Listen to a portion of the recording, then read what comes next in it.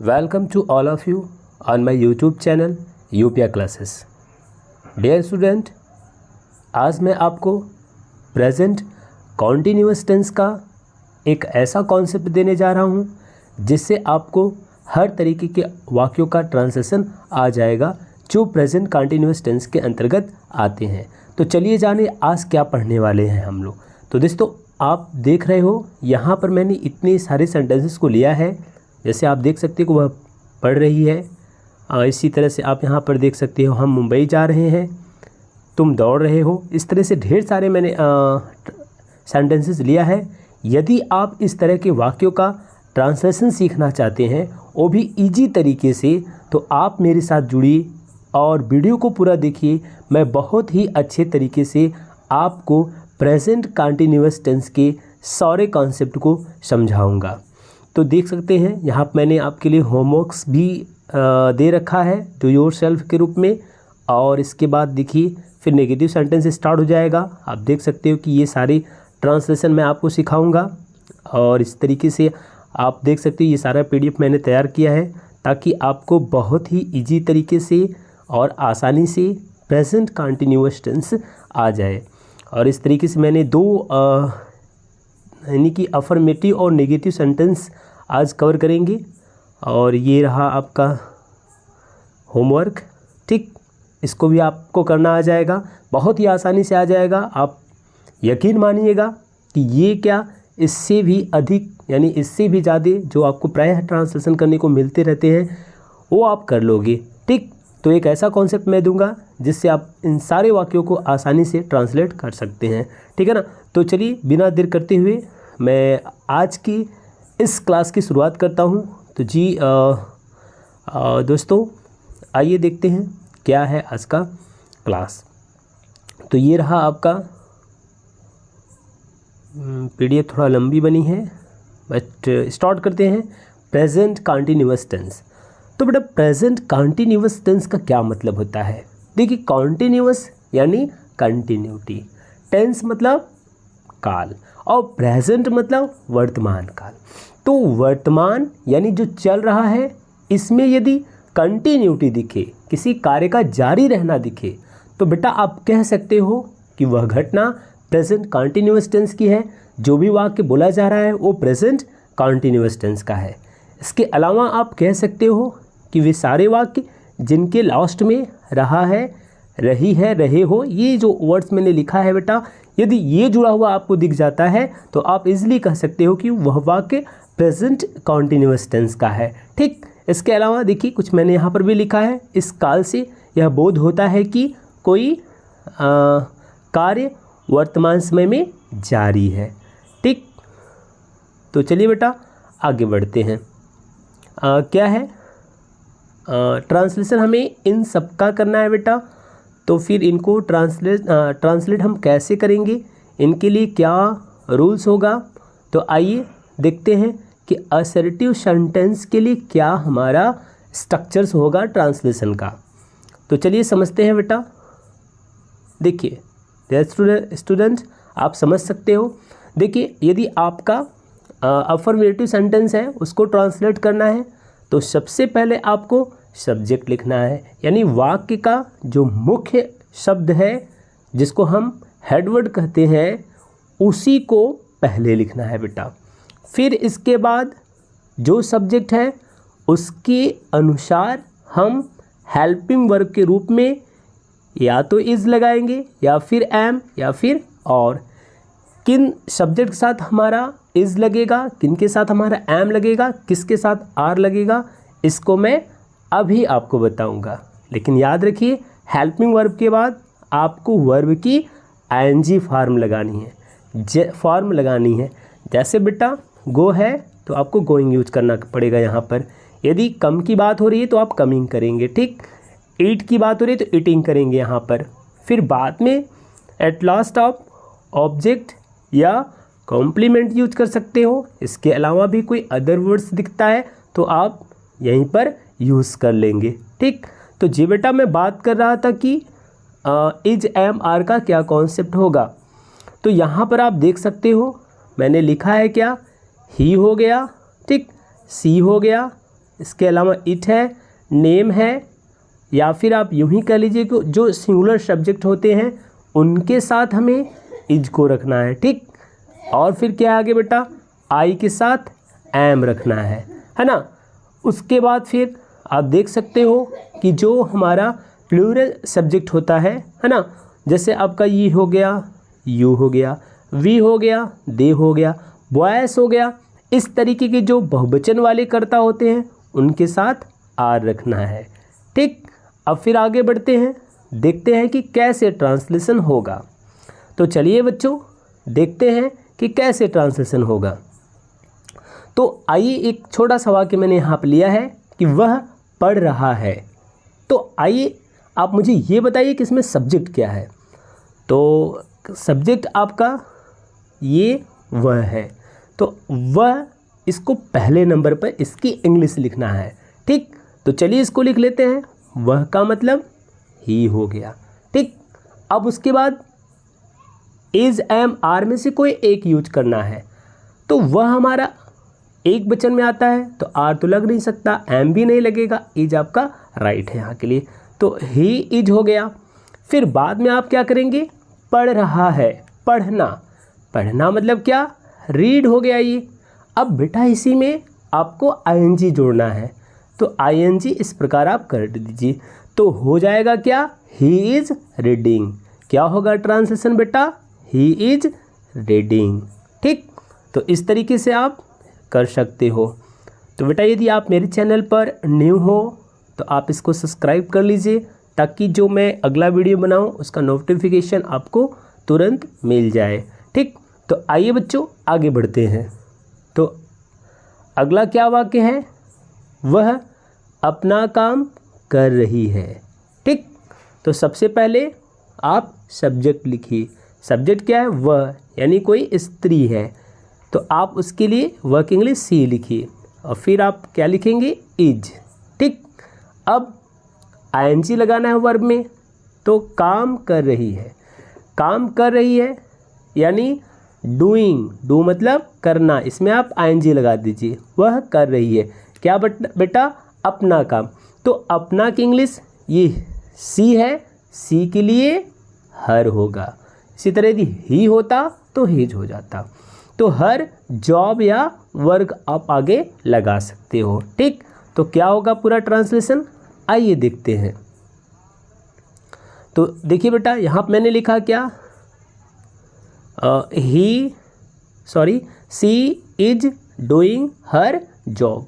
तो इसमें आप वर्क भी दे सकते हो, हर वर्क, तो वो भी चलेगा। अगला देखिए क्या है, अगला आपका है कि मैं एक आम खा रहा हूँ। अब देखिए मैं, यानी आपको इसमें आई लिखना है, ठीक। इज नहीं लगेगा, इज सिंगुलर के साथ। एम, तो एम हो गया। अब इसके बाद क्या होगा बेटा, आईएनजी यानी खाना, तो ईटिंग कर दीजिए। तो आई एम ईटिंग, अब यहाँ पर ए काम है तो ए मैंगो, क्या होगा, ए मैंगो। तो I am eating a mango. तो इस तरीके से आप देख सकते हो कि यहाँ पर लिखा गया है क्या, I am eating a mango. तो इस तरीके से आप ट्रांसलेशन कर सकते हो। यदि यहाँ पर बेटा आ जाए इस तरीके से, तुम एक आम खा रहे हो, तो आप आई की जगह पर यू लिख दीजिए, और एम नहीं यूज होगा यूज के साथ तो आर लगा दीजिए। You are eating a mango, और इसी तरीके से हो जाएगा, वे एक आम खा रहे तो they are eating a mango.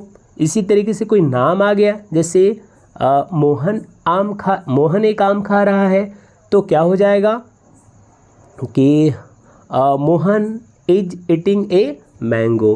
देखिए वे के साथ जो मैंने कॉन्सेप्ट बताया, वे में आप इसको ए हटा करके आप यस लगा दीजिएगा, मैंगोज हो जाएगा, यानी कि दे आर ईटिंग मैंगोज, वे आम खा रहे हैं, है ना। इस तरीके से आप ढेर सारे ट्रांसलेशन कर सकते हो। आइए आगे बढ़ते हैं। यदि आप वीडियो को लाइक नहीं किए हो तो बेटा लाइक कर दीजिए इसको। आगे बढ़ते हैं बेटा। क्या है ज़रा देखिए, हम मुंबई जा रहे हैं। इजी तरीके से आप इसका ट्रांसलेशन कर सकते हो। कैसे, हम यानी वी, इज़ नहीं लगेगा, क्या लगेगा, आर। वी आर और जाने की बात हो रही है तो जाने में आईएनजी लगा दीजिए, तो क्या हो जाएगा गोइंग। तो वी आर गोइंग टू कहाँ बेटा, Mumbai.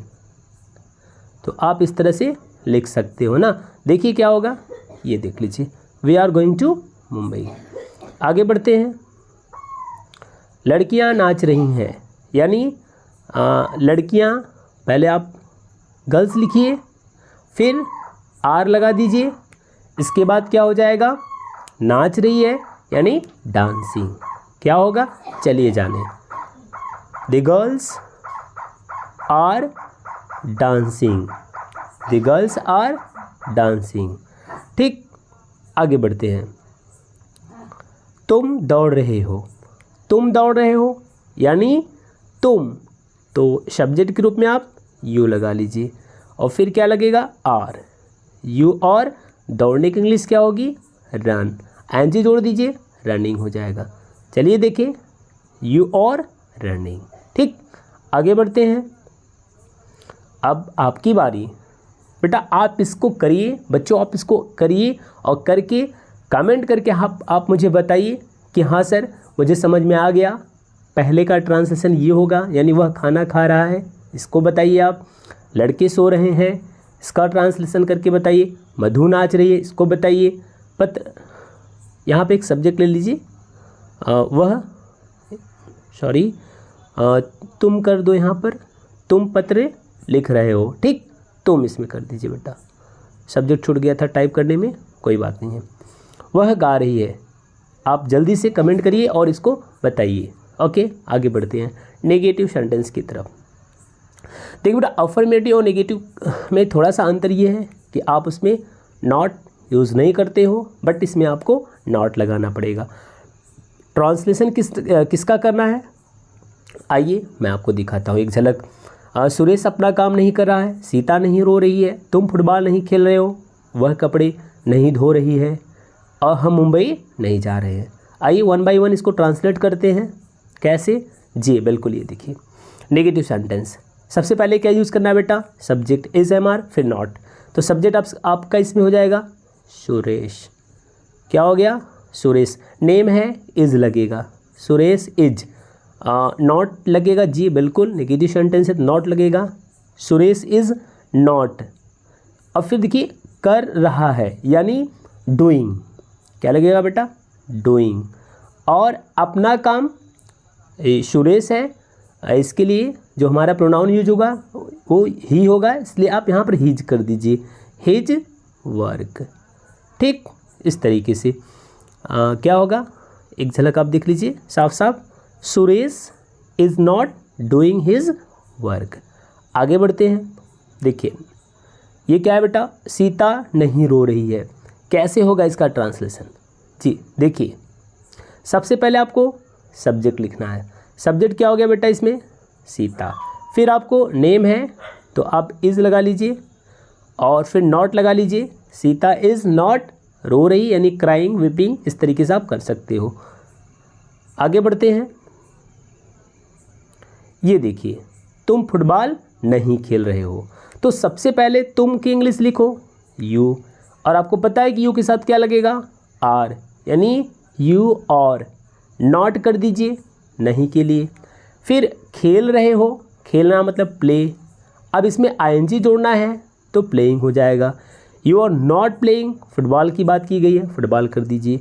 You are not playing cricket, यानी तुम क्रिकेट नहीं खेल रहे हो। You are not playing football, तुम फुटबॉल नहीं खेल रहे हो। इस तरीके से जो भी खेल है आप उसको यहाँ पर लिख करके आप बता सकते हो। ठीक, आगे बढ़ते हैं। देखिए, वह कपड़े नहीं धो रही है, तो वह है सब, इसमें आपको सब्जेक्ट लिखना पड़ेगा, तो आप सब्जेक्ट यूज कर लीजिए। वह की इंग्लिश क्या होगी बेटा, लेडी के लिए सी। सी के साथ एम नहीं लग सकता, आर नहीं लग सकता, क्या लगेगा, इज, सी इज। फिर देखिए नेगेटिव है तो आप नॉट यूज कर लीजिए। सी इज़ नॉट, अब धो रही है यानी वॉशिंग की बात हो रही है, तो आप इसमें वॉशिंग जोड़ दीजिए और फिर आप कपड़े के लिए क्लॉथ ला दीजिए। ठीक, तो सी इज़ नॉट वॉशिंग मीन्स धो रही है, क्लॉथ्स मतलब कपड़े। ठीक, इस तरीके से इसका ट्रांसलेशन हो जाएगा। आगे बढ़ते हैं बेटा। हम मुंबई नहीं जा रहे हैं, यानी हम तो वी हो जाएगा। आर लगेगा, जी बिल्कुल, वी आर नॉट। और कहाँ की बात हो रही बेटा? Going to Mumbai. तो क्या होगा ट्रांसलेशन? चलिए जाने। तो वी आर नॉट हो गया, और फिर जा रहे हैं नहीं, गोइंग टू कहाँ बेटा? Mumbai. We are not going to Mumbai. बिल्कुल इसी तरीके से आप मुझे बताइए कि इसका क्या ट्रांसलेशन होगा। कयूम शोर नहीं मचा रहा है, लड़के पुस्तक नहीं खरीद रहे हैं, वह घर से नहीं आ रही है, तुम्हारा मित्र यहाँ नहीं आ रहा है, अंतिमा गाना नहीं गा रही है।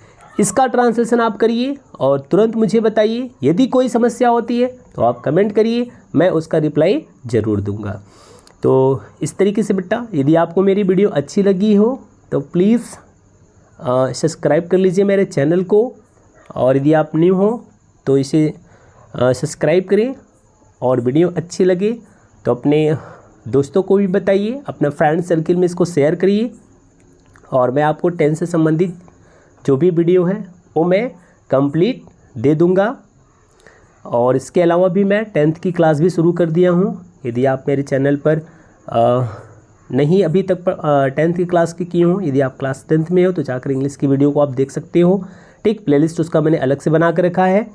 और इसी तरीके से इंटरमीडिएट की भी क्लास जल्दी शुरू होने वाला है। सारी क्लासेस आपको मिल जाएगी, बस आपको क्या करना है, डेली वीडियो को देखना है और अपने स्टडी को बहुत अच्छे से करना है। ओके बेटा, तो एट लास्ट यूपीआ क्लासेस बाय लवलेश सर, यानी मैं। और thanks for watching my videos to all student. Okay, thanks for watching me.